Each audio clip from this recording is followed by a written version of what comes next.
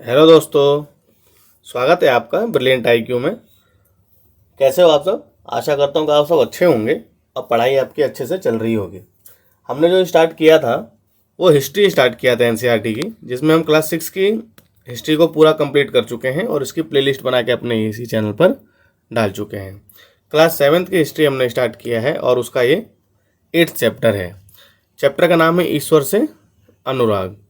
ठीक है, लेक्चर में आगे बढ़ने से पहले मैं आप लोगों से आग्रह करता हूँ कि इस वीडियो को लाइक और सब्सक्राइब कर दीजिएगा और अपना प्यार बना के रखिएगा, ताकि आगे हमें ऐसी वीडियो बनाने के लिए प्रेरणा मिलती रहे। ठीक है, आइए देखते हैं अपने इस चैप्टर को। ये चैप्टर जो है ईश्वर से अनुराग, इसको आप भक्ति आंदोलन के रूप में देख सकते हैं। किस रूप में देख सकते हैं? भक्ति आंदोलन। भारत में भक्ति आंदोलन की शुरुआत, भक्ति आंदोलन क्या था, भक्त से क्या रिलेटेड, क्या संबंधित है, उसके बारे में इस चैप्टर में बताया गया है।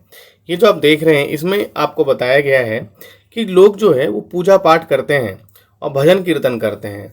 कुछ लोग कव्वाली गाते हैं और कुछ लोग चुपचाप ईश्वर का नाम लेते हैं। और कुछ लोग को तो आपने ऐसे भी देखा होगा जो ईश्वर की आराधना में इतने भाव विभोर हो जाते हैं, इतने मग्न मुग्ध हो जाते हैं जिन कि उनकी आंखों से आंसू तक निकल आते हैं। उनकी आंखों से आंसू तक निकल आते हैं। ईश्वर के प्रति ऐसा प्रेम भाव, गहरी भक्ति उन विभिन्न प्रकार के भक्ति तथा सूफी आंदोलनों की देन है जिनका 8वीं शताब्दी से उद्भव हुआ। 8वीं शताब्दी एक ऐसा ट्रांजैक्शन जोन आप कह सकते हैं जहां से भक्ति की परम प्रेरणा चालू हो गई, क्योंकि 8वीं शताब्दी में ही आप हिंदू धर्म को देखेंगे जिसका उद्भव हुआ।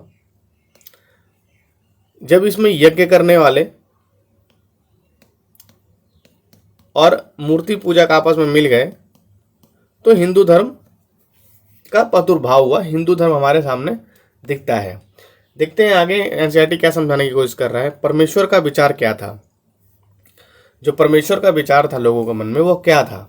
तो यह था बड़े बड़े राज्यों के उदय होने से पहले, जैसे बड़े बड़े राज्य जो थे उनके सामने आने से पहले, उनके उदय होने से पहले भिन्न भिन्न समूहों के लोग अपने अपने देवी देवताओं का पूजा किया करते थे।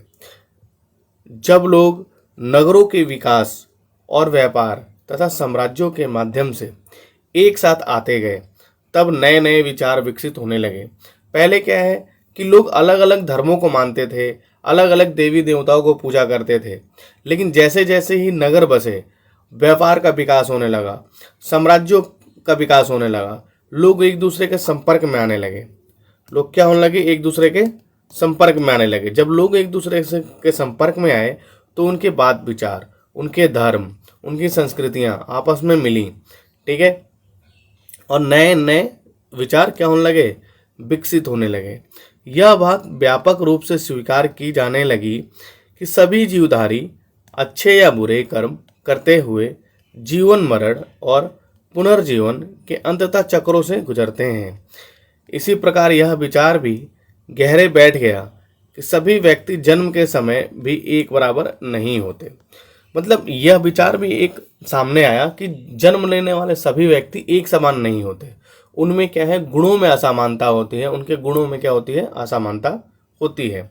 यह मान्यता की सामाजिक विशेषाधिकार किसी उच्च परिवार अथवा ऊंची जाति में पैदा होने के कारण मिलते हैं, कई पांडित्यपूर्ण ग्रंथों का विषय है। अनेक लोग ऐसे विचारों के कारण बेचैन थे। कई लोगों के अंदर इन विचारों के कारण बेचैनी थी, इसलिए वे बुद्ध तथा जैनों के उपदेशों की ओर उन्मुख हुए। उनके अनुसार व्यक्तिगत प्रयासों से सामाजिक अंतरों को दूर किया जा सकता है और पुनर्जन्म के चक्र से छुटकारा पाया जा सकता है। कुछ अन्य लोग परमेश्वर संबंधी इस विचार से आकर्षित हुए। कुछ लोग ऐसे थे जो क्या हुए? इससे दूर हटे, इस विचार से, परमेश्वर के विचार से दूर हटे और उन्होंने बौद्ध और जैन धर्म के शरण ली और कर्मों पर भरोसा किया कि जैसा कर्म वैसा फल।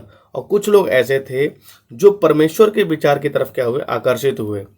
यदि मनुष्य भक्ति भाव से परमेश्वर की शरण में जाए तो परमेश्वर व्यक्ति को इस संबंध से मुक्त कर सकता है किससे? जीवन मरण के चक्र से। परमेश्वर की मुक्ति, उसे ही परमेश्वर की ओर जाना का नाम दिया गया। श्रीमद् भागवत गीता में यह विचार सामान्य सन ईस्वी सन की प्रारंभिक शताब्दियों में लोकप्रिय हो गया था। विदेश धार्मिक अनुष्ठानों के माध्यम से शिव, विष्णु, दुर्गा को परम देवी देवताओं के रूप में पूजा जाने लगा। साथ साथ भिन्न भिन्न क्षेत्रों में पूजे जाने वाले देवों एवं देवियों को शिव, विष्णु और दुर्गा का रूप माने जाने लगा।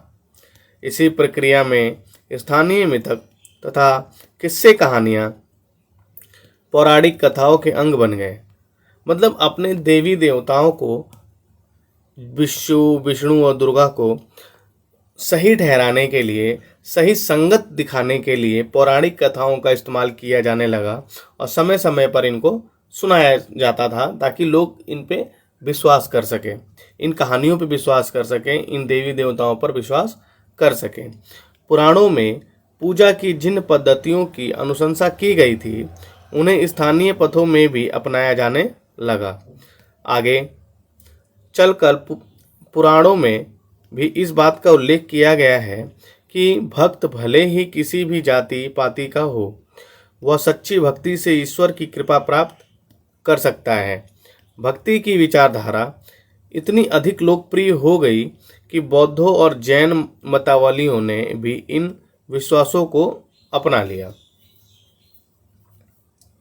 ये एक पांडुलिपि है श्रीमद् भागवत गीता की, जिसमें आपको दिख रहे होंगे श्री कृष्ण भगवान अर्जुन को ज्ञान देते हुए, गीता का पाठ बताते हुए। दक्षिण भारत में भक्ति का एक नया प्रकार नयनार और अलवार मोस्ट इम्पोर्टेंट है। ठीक है, चाहे तो आप इसका जो मैं वर्ड बताऊं उसका आप नोट्स बना लें, उसको रख लें, क्योंकि यहाँ से ऐसा कोई भी एग्जाम नहीं गया जहाँ से यहाँ से क्वेश्चन ना आया हो। ठीक है, तो आप इसको बहुत अच्छे से देखेंगे। कह रहे 7वीं से 9वीं शताब्दियों के बीच कुछ नए धार्मिक आंदोलनों का प्रादुर्भाव हुआ।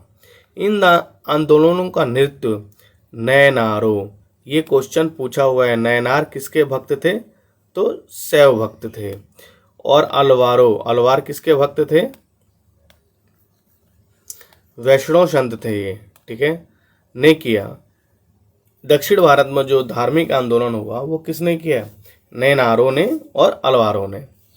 ये संत सभी जातियों के थे, जिनमें पुलेया और पनार जैसी अस्पृश्य समझी जाने वाली जातियों के लोग भी शामिल थे। वे बौद्ध और जैन के कटु आलोचक थे और शिव तथा विष्णु के प्रति सच्चे प्रेम को मुक्ति मार्ग का बताते रहे हैं। ये जो नयनार और अलवार संत थे, ये बौद्ध धर्म और जैन धर्म के आलोचक थे। ये इन दोनों धर्म के क्या थे? आलोचक थे। परंतु शिव व विष्णु के पक्के क्या थे? ये प्रेम से लदे हुए थे।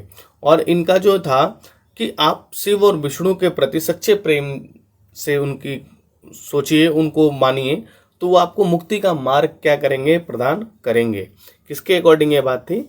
नयनारों और अलवारों के। उन्होंने संगम साहित्य का मतलब क्या?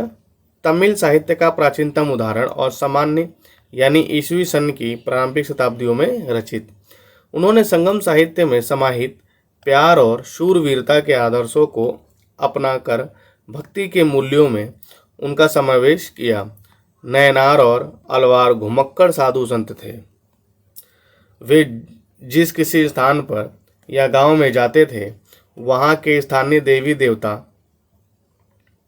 की प्रशंसा में सुंदर कविताएं रचकर उन्हें संगीतबद्ध कर दिया करते। नयनार और अलवार, यहाँ पे आपको ये दो चीजें बस ध्यान रखनी है। ठीक है, कि नयनार जो थे वो शैव संत थे और अलवार जो थे वैष्णव संत थे। अब नयनार और अलवार के बारे में देखते हैं। कुल मिलाकर 63 नयनार ऐसे थे जो कुम्हार, अस्पृश्य, कामगार, किसान, शिकारी, सैनिक, ब्राह्मण और मुखिया जैसी अनेक जातियों में पैदा हुए थे। उनमें सर्वाधिक प्रसिद्ध थे अपार, सदंबर, सुधरार और मणिक सागर। उनके गीतों के दो संकलन हैं, तेवरम और तिरुवाचकम। अलवार संत संख्या में 12 थे। वे भी भिन्न भिन्न प्रकार की पृष्ठभूमि से आए थे। उनमें सर्वाधिक प्रसिद्ध थे पेरिये अलवार, उनकी पुत्री अंडाल, तोरणडिप्पोडी अलवार और नम्माल वार। उनके गीत दिव्य प्रबंधम में संकलित हैं। ये आपको ध्यान रखना है, अलवारों के जो गीत है वो किस में संकलित है? दिव्य प्रबंधन में संकलित है। धार्मिक जीवन संत जीवन की एक है, संतों की जीवन लिखना। जो धार्मिक जीवनी थी वो क्या थी? संतों की जीवनी को लिखना। देखो, मणिक्कवासागार की एक कांस्य प्रतिमा है। ये क्या है? ये एक कांस्य प्रतिमा है। ये कौन थे? नयनार संत थे। ये आपको ध्यान रखना है। अगर एनसीईआरटी ने कोट किया है तो ये आपको ध्यान रखना है। ये क्या थे? एक नयनार संत रहे थे। आगे देखते हैं। 10वीं से 12वीं सदियों के बीच चोल और पांड्यन राजाओं ने उन अनेक धार्मिक स्थलों पर विशाल मंदिर बनवा दिए जहाँ की संत कवियों ने यात्रा की थी। इस प्रकार भक्ति परंपरा और मंदिर पूजा के बीच गहरे संबंध स्थापित हो गए। यह वह समय था जब उनकी कविताओं का संकलन तैयार किया गया था। इसके अलावा अलवारों तथा नयनारों संतों ने धार्मिक जीवनियाँ भी रची। आज हम भक्ति परंपरा के इतिहास लेखन में इन जीवनियों का स्रोत के रूप में उपयोग करते हैं। भक्त और भगवान, इनके बीच क्या संबंध था? मणिक्कवासागर की रचना बताती है। उन्होंने लिखा है, मेरे हाड़ मांस के इस घृणित पुतले में तुम आए जैसे यह कोई सोने का मंदिर हो। मेरे कृपालु प्रभु, मेरे विशुद्धतम रत्न, तुमने मुझे सांत्वना देकर बचा लिया। तुमने मेरा दुख, मेरा जन्म मृत्यु का कष्ट और माया मोह हर लिया और मुझे मुक्त कर दिया। हे ब्राह्मण नंद, हे प्रकाशमय, मैंने तुम में शरण ली है और तुमसे कभी दूर नहीं हो सकता। ये कविता भगवान और भक्त के बीच के संबंध को बहुत आसानी से दिखाती है। आप भी समझ सकते हैं। ये किसने लिखी थी? मणिक्कवासागर ने। एक दर्शन और भक्ति के बारे में देखें तो कह रहा है, भारत के सर्वाधिक प्रभावशाली दार्शनिकों में से एक शंकर का जन्म 8वीं शताब्दी में केरल प्रदेश में हुआ था। वे अद्वैतवाद के समर्थक थे। ये शंकर का मतलब आप समझ रहे हैं किसकी बात कर रहा है? ये कमेंट में बताएंगे आप। वे अद्वैतवाद के समर्थक रहे थे, जिनके अनुसार जीवात्मा और परमात्मा जो परम सत्य है दोनों एक ही है।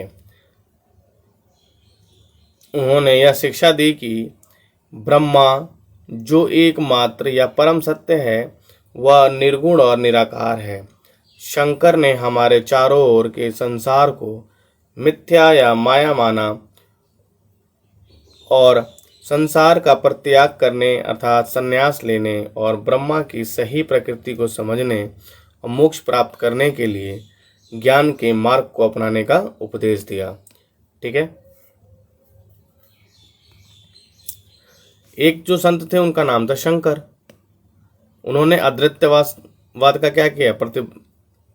का समर्थन किया और उनके अनुसार जीवात्मा और परमात्मा दोनों एक ही थे। दोनों क्या थे? एक ही थे। उनका जन्म कहाँ हुआ था? तो उनका जन्म हुआ था केरल में। कहाँ हुआ था? केरल में। एक जो संत थे उनके बारे में बता रहा है ये, उनका नाम था रामानुज। 11वीं शताब्दी में तमिलनाडु में पैदा हुए ये। और वो क्या थे? वे विष्णु भक्त थे। क्या थे? विष्णु भक्त। अलवार संतों से बहुत प्रभावित थे। उनके अनुसार मोक्ष प्राप्त करने का उपाय विष्णु के प्रति अनन्य भक्ति भाव रखना है। भगवान विष्णु की कृपा दृष्टि से भक्त उनके साथ एकाकार होने की परमानंद प्राप्त कर सकता है। रामानुज ने विशिष्ट द्वैत के सिद्धांत को प्रतिपादित किया, जिसके अनुसार आत्मा परमात्मा से जुड़ने के बाद भी अपनी अलग सत्ता बनाए रखती है। रामानुज के सिद्धांत ने भक्ति की नई धारा को बहुत प्रेरित किया, जो परवर्ती काल में उत्तरी भारत में विकसित हुई। रामानुज ने विशिष्ट द्वैतवाद के सिद्धांत को दिया था। किसको दिया था? विशिष्ट द्वैतवाद के सिद्धांत को रामानुज ने दिया था। ये आपको ध्यान में रखना है, ठीक है। नोट्स बना लेना है इनका। ये कहीं और आपको जल्दी नहीं मिलेंगे। एनसीईआरटी के लाइन बाय लाइन आप जब देखते हैं तब कुछ वर्ड आपको मिलते हैं जो इम्पोर्टेंट है। फिर किसी एग्जाम में आते हैं तो आप कहते हैं कि कहाँ से आया, आता यहीं से है। बस आपको ये वर्ड पकड़ने होंगे।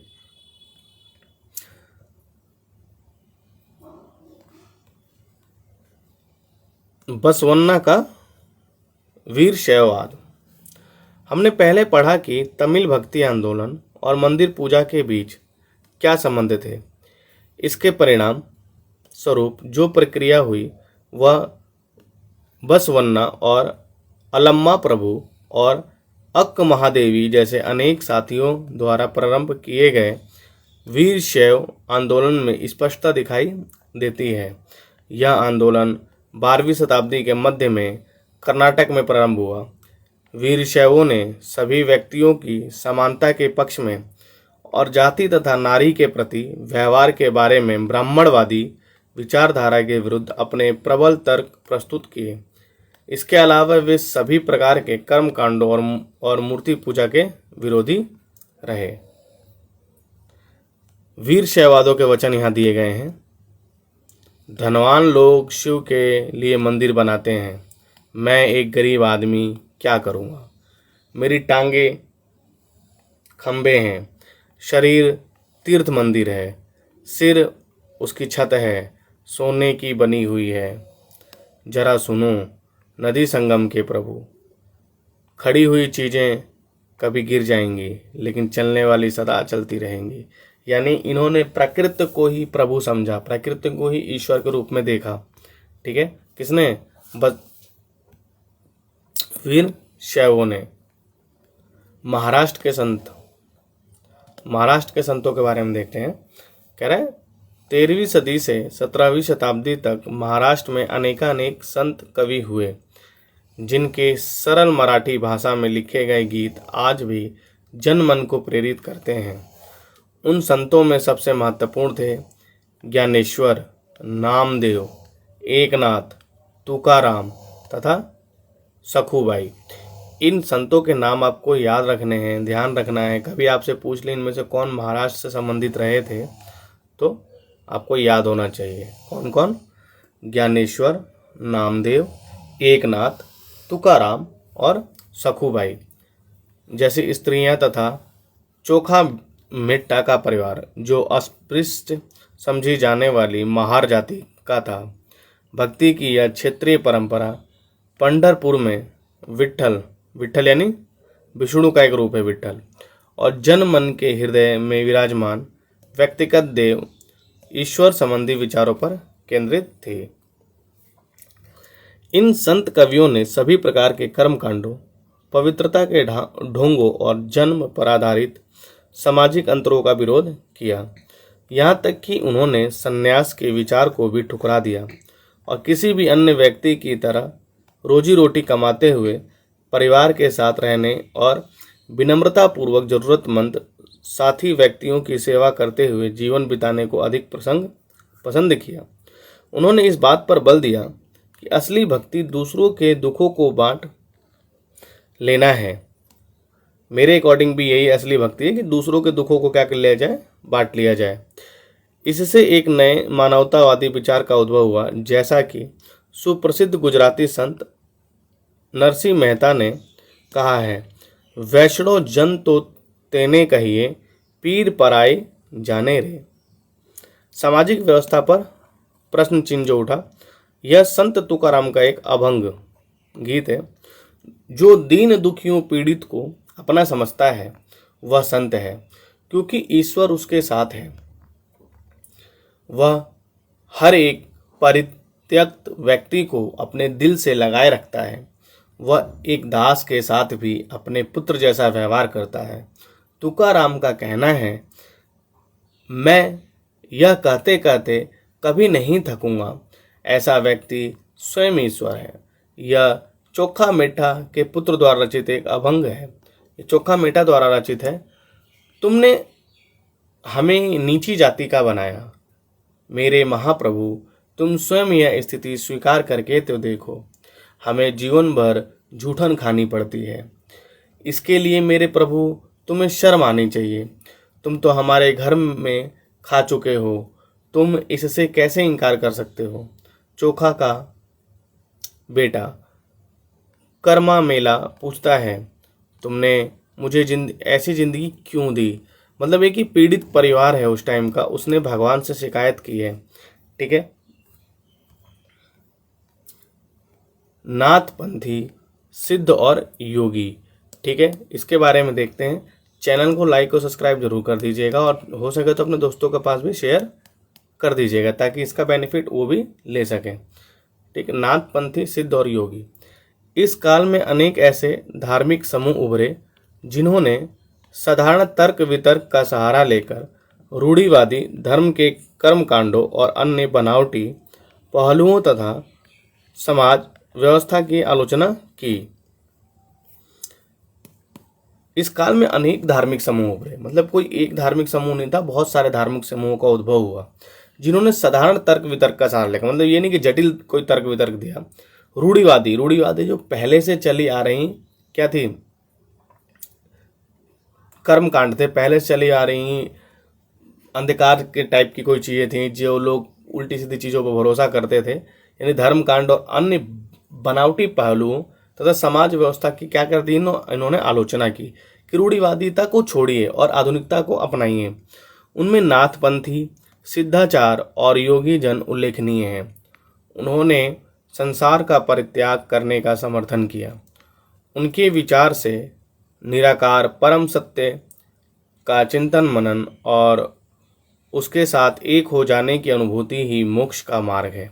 आपसे कोई पूछे जो नाथपंथी थे वो साकार ब्रह्म को मानते थे या निराकार ब्रह्म को मानते थे, तो निराकार ब्रह्म के क्या थे, पुजारी रहे थे।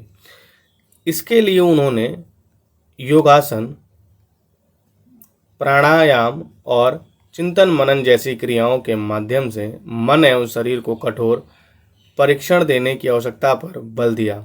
ये समूह खास तौर पर नीची कहे जाने वाली जातियों में बहुत लोकप्रिय हुए। उनके द्वारा की गई रूढ़िवादी धर्म की आलोचना ने भक्ति मार्गीय धर्म के लिए आधार प्राप्त किया, जो आगे चलकर उत्तर भारत में लोकप्रिय हुआ। इस्लाम और सूफी मत। इस्लाम और सूफी मत का क्या था, धर्म से रिलेटेड बात, ये एनसीईआरटी ने इसमें बताने की कोशिश की है। देखते हैं और समझते हैं। संतों और सूफियों में बहुत अधिक समानता थी, यहाँ तक कि यह भी माना जाता है उन्होंने आपस में कई विचार आदान प्रदान किया और उन्हें अपनाया। जो संत थे और जो सूफी थे उनमें समानताएं मानी जाती रहीं और यह भी माना जाता रहा कि ये एक दूसरे के संपर्क में आते रहे और एक दूसरे के विचारों को आदान प्रदान इन्होंने किया होगा। सूफी मुसलमान रहस्यवादी थे। वे धर्म के बाहरी आबंडरों को अस्वीकार करते हुए ईश्वर के प्रति प्रेम, भक्ति तथा सभी मनुष्यों के प्रति दया भाव रखने पर बल देते। इस्लाम ने एकेश्वरवाद यानी एक अल्लाह के प्रति पूर्ण समर्पण का दृढ़ता से प्रचार किया। मैंने अपनी एक वीडियो में बताया है आपको इस्लाम कौन, उसमें आप जब जाके देखेंगे तब आपको पता चलेगा कि मुस्लिम कौन थे और मुसलमान क्या कहलाते हैं। ठीक है। उसने मूर्ति पूजा को अस्वीकार कर दिया और उपासना पद्धतियों को सामूहिक प्रार्थना, नमाज का एक रूप देकर उन्हें काफ़ी सरल बना दिया। साथ ही मुस्लिम विद्वानों को ही उलेमा कहा जाता है ने शरीयत नाम से एक धार्मिक कानून बनाया। सूफी लोगों ने मुस्लिम धार्मिक विद्वानों द्वारा निर्धारित विशद कर्मकांड आचार संहिता को बहुत कुछ अस्वीकार कर दिया। वे ईश्वर के साथ ठीक उसी प्रकार जुड़े रहना चाहते थे जिस प्रकार एक प्रेमी दुनिया की परवाह किए बिना अपनी प्रियतमा के साथ जुड़े रहना चाहता है। संत कवियों की तरह सूफी लोग भी अपनी भावनाओं को व्यक्त करने के लिए काव्य रचना किया करते। गद्य में एक विस्तृत साहित्य तथा कई किस्से कहानियाँ इन सूफी संतों के इर्द गिर्द विकसित हुईं। मध्य एशिया के महान सूफी संतों में गज्जाली, रूमी, सादी के नाम उल्लेखनीय हैं। नाथ पंथियों, सिद्धों और योगियों की तरह सूफी भी यही मानते हैं कि दुनिया के प्रति अलग नज़रिया अपनाने के लिए दिल को सिखाया पढ़ाया जा सकता है।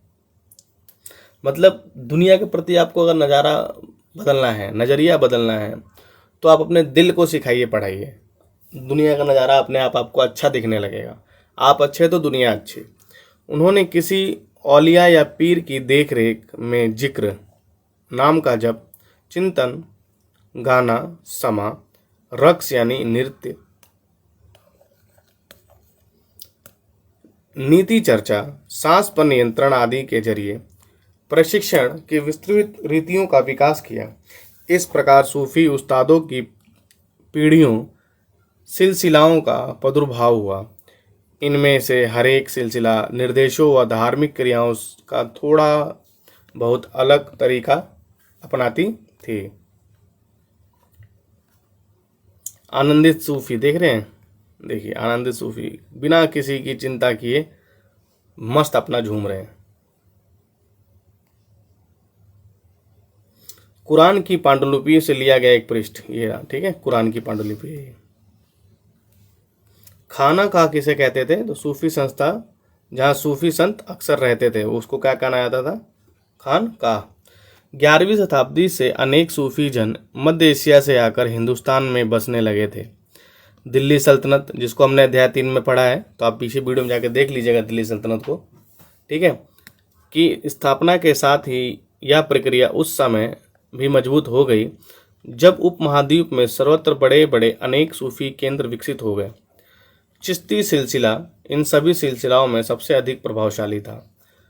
इसमें औलियाओं की एक लंबी परंपरा थी, जैसे अजमेर के ख्वाजा मुइनुद्दीन चिश्ती, दिल्ली के कुतुबउद्दीन बख्तियार काकी, पंजाब के बाबा फरीद, दिल्ली में ख्वाजा निज़ामुद्दीन औलिया और गुलबर्ग के बंदनवाज गिसुदराज। सूफी संत अपने खानकाहों में विशेषकर बैठकों का आयोजन करते। खानकाह के बारे में बताया आपको, जहाँ पे सूफी संत रहते थे, जहाँ सभी प्रकार के भक्तगण, जिनमें शाही घरानों के लोग तथा अभिजात और आम लोग भी शामिल होते थे, इन खानकाहों में आते जाते थे।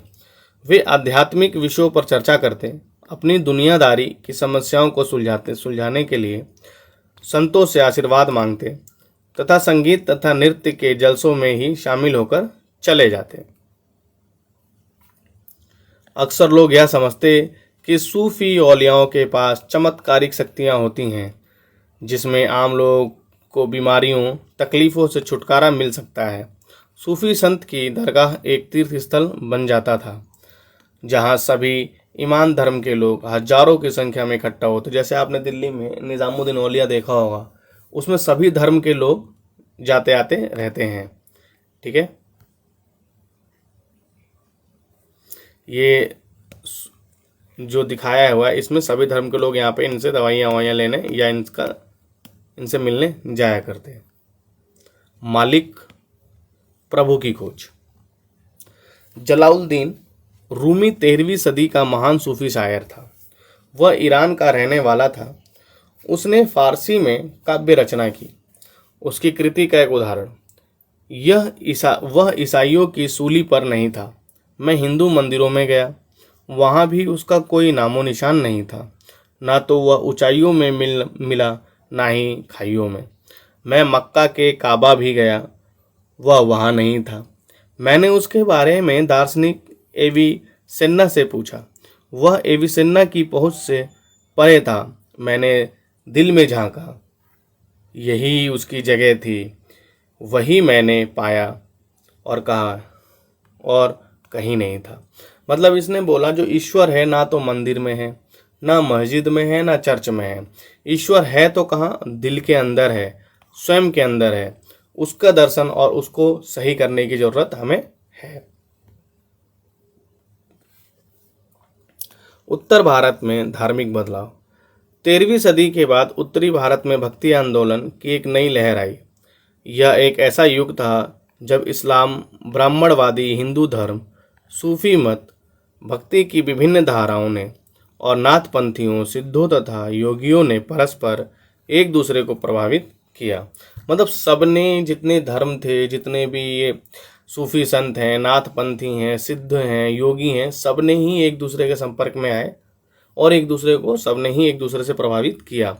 हमने देखा नए नगर अध्याय 6 में, इससे पहले के ही चैप्टर में हमने देखे थे नए नगरों के बारे में, और राज्यों के बारे में हमने चैप्टर नंबर 2, 3, 4 में देखा है। नए राज्यों का उद्भव हो रहा था और लोग अपने लिए नए नए व्यवसाय, नई नई भूमिकाएं खोज रहे थे। ऐसे लोग विशेष रूप से शिल्पी, कृषक, व्यापारी और मजदूर इन संतों के विचारों को सुनने के लिए इकट्ठा हो जाते, फिर वे उनका प्रचार करते थे। ये चैतन्य महाप्रभु का आपको दिखा रखा है यहाँ पे। चैतन्य महाप्रभु जो कृष्ण के क्या थे? अनन्य भक्त थे। चैतन्य देव 16वीं शताब्दी के बंगाल में एक भक्ति संत, इन्होंने कृष्ण राधा के प्रति निष्काम भक्ति भाव का उपदेश दिया। इस चित्र में आपके अनुयायियों का देख सकते हैं, ये आप देख सकते हैं। उनमें से कबीर और बाबा गुरु नानक जैसे कुछ संत ने सभी अबंडरपुर रूढ़िवादी धर्मों को अस्वीकार कर दिया। तुलसीदास और सूरदास जैसे कुछ अन्य संतों ने उस समय विद्यमान विश्वासों तथा पद्धतियों को स्वीकार करते हुए सबकी पहुंच में लाने का प्रयत्न किया। तुलसीदास ने स्वयं ईश्वर को राम के रूप में धारण किया। अवधि में लिखी गई तुलसीदास की रचना रामचरितमानस भक्ति भाव की अभिव्यक्ति और साहित्य कृति दोनों ही दृष्टियों से महत्वपूर्ण है। सूरदास श्री कृष्ण के अनन्य भक्त थे। उनकी रचनाएं सूरसागर, सूरदास की रचना क्या है? सूरसागर।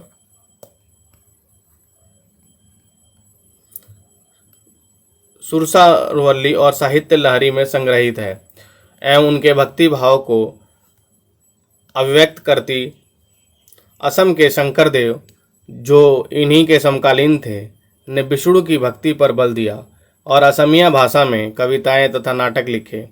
उन्होंने ही नामघर स्थापित करने की पद्धति चलाई जो आज तक चली आ रही है। ठीक है, ये आप जो ये मैप देख रहे हैं, इस मैप को आपको बहुत ध्यान से देखना है और समझना है। मैं आपको बता रहा हूँ, बाबा गुरु नानक 15वीं-16वीं शताब्दी में आए थे। दादू 16वीं शताब्दी, मीरा भाई भी 16वीं शताब्दी, सूरदास 16वीं, रामानंद, कबीर भी। देखिए, आपको ये जो नाम देख रहे हैं आप, ये सब एक ही शताब्दी के आपको लगभग दिखेंगे। यानी इस टाइम पे भक्ति की परंपरा एक सुंदर तत्व के रूप में उभरी थी उस टाइम के लिए। और ये सब के सब लगभग एक ही 8वीं शताब्दी, देखिए जो स्टार्ट हुआ था, आपने देखा था यहाँ पे दक्षिण भारत से स्टार्ट हुआ था और उत्तर भारत तक इसका क्या हुआ? प्रादुर्भाव हुआ। ठीक, इस परंपरा में दादू दयाल, रविदास और मीराबाई जैसे संत भी शामिल थे। मीराबाई एक राजपूत राजकुमारी थी जिनका विवाह 16वीं शताब्दी में मेवाड़ के एक राजसी घराने में हुआ। मीराबाई रविदास, जो अस्पृश्य जाति के माने जाते थे, की अनुयायी बन गई। वे कृष्ण के प्रति समर्पित थी। यानी मीराबाई किसकी अनुयायी थी? रविदास की अनुयायी थी, उनकी शिष्य बन गई। उन्होंने अपने गहरे भक्ति भाव के कई भजनों में अभिव्यक्त किया है। उनके गीतों में उच्च जातियों के रीति नियमों को खुली चुनौती दी तथा ये गीत राजस्थान व गुजरात के जनसाधारण में बहुत लोकप्रिय हुए। इन संतों में से अधिकांश का विशिष्ट अभिलक्षण यह है कि इनकी कृतियां क्षेत्रीय भाषाओं में रची गई हैं। इन्हें आसानी से गाया जा सकता था, इसलिए ये बेहद लोकप्रिय हुई और पीढ़ी दर पीढ़ी मौखिक रूप से चलती रही। प्रायः इन गीतों के प्रसारण में सर्वाधिक निर्धन, सर्वाधिक वंचित समुदाय और महिलाओं की भूमिका रही है। प्रसारण की इस प्रक्रिया में ये सभी लोग अक्सर अपने अनुभव छोड़ देते। इस तरह आज मिलने वाली गीतों संतों की रचनाएं तो हैं, साथ ही साथ उन पीढ़ियों के लोगों की रचनाएं मानी जा सकती हैं जो उन्हें गाया करते थे। वे हमारी जीती जागती संस्कृति का अंग बन गए। राणा के राजमहल से परे मीरा द्वारा रचा गया गीत लोक लाज कुलार कुलारा मर जादा जग माँ जेक राखियाँ री महल अटारी हम सब त्यागे त्यागियो थारो बसनो सहर राणा जी थे क्याने राखो मेहासू बैर बिखरो प्यालो राणा भेज्या पीवा मीरा हासारी बार ना बाको भायो गरल मृत्यु जियो पायो राणा थे क्याने राखो महासु बैर। ये मीराबाई का एक क्या है गीत है। कबीर को देखते हैं इन नज़दीक से। कबीर से रिलेटेड बात कही गई है। कबीर संत संभवतः 15वीं-16वीं शताब्दी में पैदा हुए। वे एक अत्यधिक प्रभावशाली संत थे। उनका पालन पोषण बनारस में या उनके आसपास के एक मुसलमान जुलाह यानी बुनकर परिवार में हुआ। उनके जीवन के बारे में हमारे पास बहुत कम विश्वसनीय जानकारी है। हमें उनके विचारों की जानकारी उनकी साखियों और पदों के विशाल संग्रह से मिलती है, जिनके बारे में यह कहा जाता है कि इनकी रचना तो कबीर ने की थी, परंतु ये घुमंतु भजन गायकों द्वारा गाए जाते।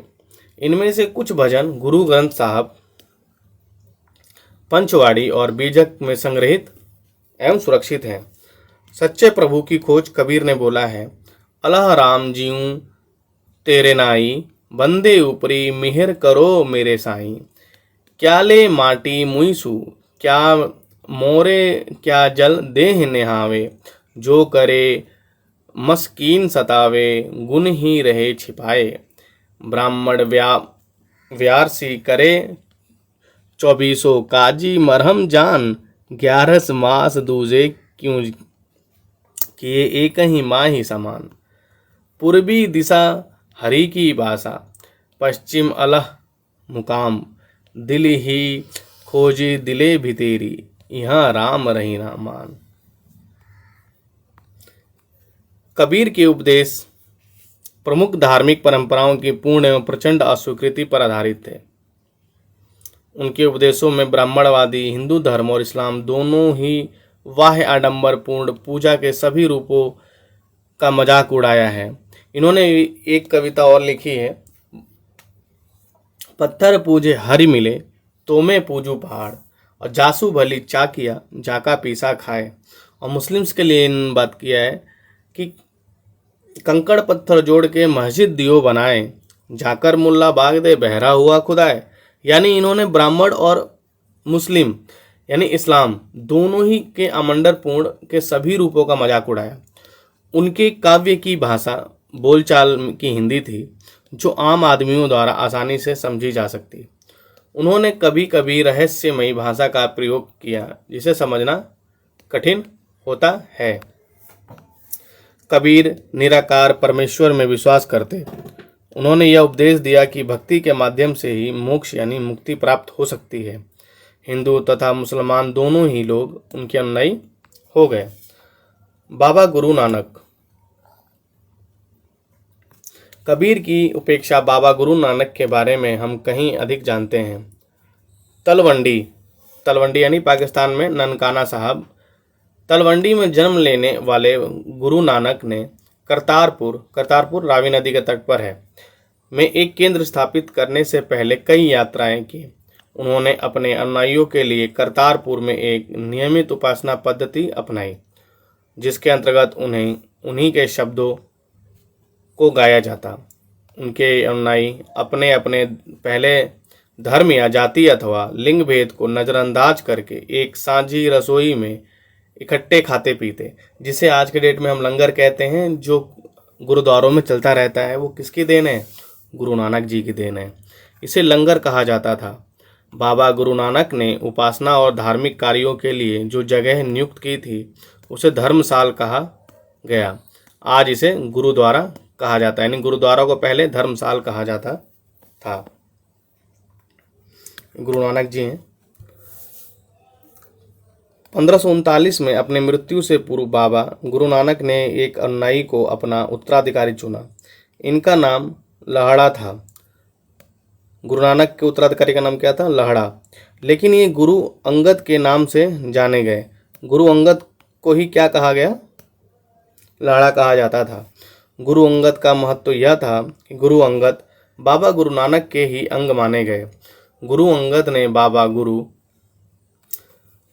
नानक की रचनाओं का संग्रह किया और उस संग्रह में अपनी कृतियां भी जोड़ दी। संग्रह की एक लिपि गुरुमुखी में लिखा गया है। गुरु अंगद ने के 3 उत्तराधिकारियों ने भी अपनी रचनाएं नानक के नाम से लिखी। इन सभी का संग्रह गुरु अर्जन ने 1604 में किया। इस संग्रह में शेख फरीद, संत कबीर, भगवत नामदेव और गुरु तेग बहादुर जैसे सूफी संतों और गुरुओं की वाणी जोड़ी गई। 1706 में इस वृहत संग्रह को गुरु तेग बहादुर के पुत्र व उत्तराधिकारी गुरु गोविंद सिंह ने प्रमाणित किया। आज इस संग्रह को सिखों के पवित्र ग्रंथ गुरु ग्रंथ साहब के रूप में जाना जाता है। 16वीं शताब्दी में बाबा गुरु नानक ने के उत्तराधिकारियों के नेतृत्व में उनके अनुयायियों की संख्या का विस्तार हुआ। ये अनुयायी कई जातियों के थे, परंतु इनमें व्यापारी, कृषक और शिल्पकार ज़्यादा थे। इनकी वजह यह हो सकती है कि बाबा गुरु नानक इस बात पर बल दिया कि उनके अनुयायी गृहस्थ हों। बाबा गुरु नानक ने सन्यास को बल नहीं दिया, सन्यास पे बल नहीं दिया। उन्होंने बोला कि आप गृहस्थ रहिए और उपयोगी व उत्पादक पेशों से जुड़े रहिए। अनुयायियों से यह आशा भी की जाती कि वे नए समुदाय के सामान्य कोष में योगदान दें। 17वीं शताब्दी के प्रारंभ से केंद्रीय गुरुद्वारा हरमंद साहब यानी स्वर्ण मंदिर के आसपास रामदासपुर शहर यानी अमृत शहर विकसित होने लगा था। प्रशासन में यह वस्तुतः स्वायत्त था। आधुनिक इतिहासकार इस युग में सिख समुदाय को राज्य के अंतर्गत राज्य मानते थे। मुगल सम्राट जहांगीर इस समुदाय को एक संभावित खतरा मानता।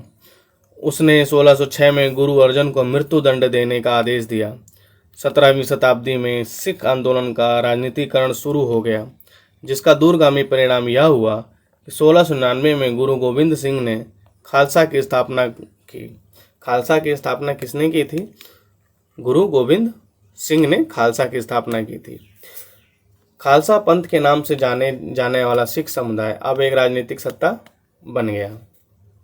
16वीं व 17वीं शताब्दियों की बदलती हुई ऐतिहासिक परिस्थितियों ने सिख आंदोलन के विकास को प्रभावित किया। शुरू से ही बाबा गुरु नानक के विचारों का सिख आंदोलन पर गहरा प्रभाव पड़ा। उन्होंने एक ईश्वर की उपासना के महत्व पर जोर दिया। उन्होंने आग्रह किया कि जाति, धर्म, लिंग भेद मुक्ति प्राप्ति के लिए कोई मायने नहीं रखते। उनके लिए मुक्ति किसी निष्क्रिय आनंद की स्थिति नहीं थी, बल्कि सक्रिय जीवन व्यतीत करने के साथ साथ सामाजिक प्रतिबद्धता निरंतरता कोशिशों में ही निहित थी। अपने उपदेश के सार को व्यक्त करने के लिए उन्होंने 3 शब्दों का प्रयोग किया: नाम, दान और स्नान। नाम से उनका तात्पर्य सही उपासना से था, दान का तात्पर्य था दूसरों का भला करना और स्नान का तात्पर्य था आचार विचार की पवित्रता। आज उनके उपदेशों को नाम जपना, कीर्त करना और वंड छकना के रूप में याद किया जाता है। ये अवधारणाएं बिल्कुल उचित विश्वास और उपासना, ईमानदारी पूर्ण निर्वाह संसाधनों को मिल बांट कर प्रयोग करना, यानी कि दूसरों की मदद के महत्व को रेखांकित करती है। इस तरह बाबा गुरु नानक के समानता के विचारों के सामाजिक राजनीतिक मायने थे। शायद इसी बात से हमें बाबा गुरु नानक और उनके अनुयायियों के इतिहास और कबीर, रविदास, दादू जैसे संत और उनके अनुयायियों के इतिहास में फ़र्क समझने में मदद मिलती है। कुछ अन्य तथ्य दिया हुआ है एनसीईआरटी ने, उसको देख लेते हैं। मार्टिन लूथर और धर्म सुधार आंदोलन। ठीक, मार्टिन लूथर का नाम आपने सुना होगा, उसके बारे में बताया हुआ है यहाँ पे। कह रहा है 16वीं सदी का समय यूरोप में भी एक धार्मिक अंतर्मोक्ष यानी उथल पुथल का काल था। तब ईसाई धर्म में अनेक परिवर्तन हुए, जिन्हें लाने वाले महत्वपूर्ण नेताओं में से एक थे मार्टिन लूथर।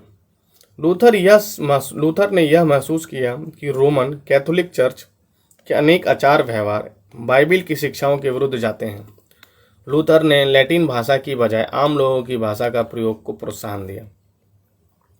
आपने देखा होगा जितने भी धार्मिक लोग थे, जितने भी धार्मिक ग्रंथ थे, लगभग वो आम लोगों की भाषा में अगर बताया जाए, समझाया जाए, तो उससे ज़्यादा लोग जुड़े, ज़्यादा से ज़्यादा लोगों ने उसके साथ सहयोग किया। ठीक है, जैसे शुरू से आप देखते आ रहे थे बौद्ध धर्म, जैन धर्म, ठीक, ये सामान्य लोगों की भाषा थी, तो इनसे लोगों ने जुड़ना भी सही समझा और बाइबल का जर्मन भाषा में अनुवाद किया। ये दंड मोचन की उस प्रथा का घोर विरोधी थे जिसके अंतर्गत पाप कर्मों को क्षमा करने के लिए चर्च को दान दिया जाता। छापे खाने के बढ़ते हुए प्रयोग से उनकी रचनाओं का व्यापक रूप से प्रचार प्रसार हुआ। अनेक प्रोटेस्टेंट ईसाई संप्रदाय अपना उद्भव लूथर की शिक्षाओं में ही खोजते थे। ठीक है, ये चैप्टर हमारा यहाँ पे समाप्त होता है। ठीक, और आपके पास ये कुछ क्वेश्चन आंसर हैं जिनका उत्तर आपको इस चैप्टर को ढंग से पढ़ के समझ के देना है। ये कुछ बीजक शब्द हैं, इनके बारे में आपको 50-50 शब्दों में लिखना है।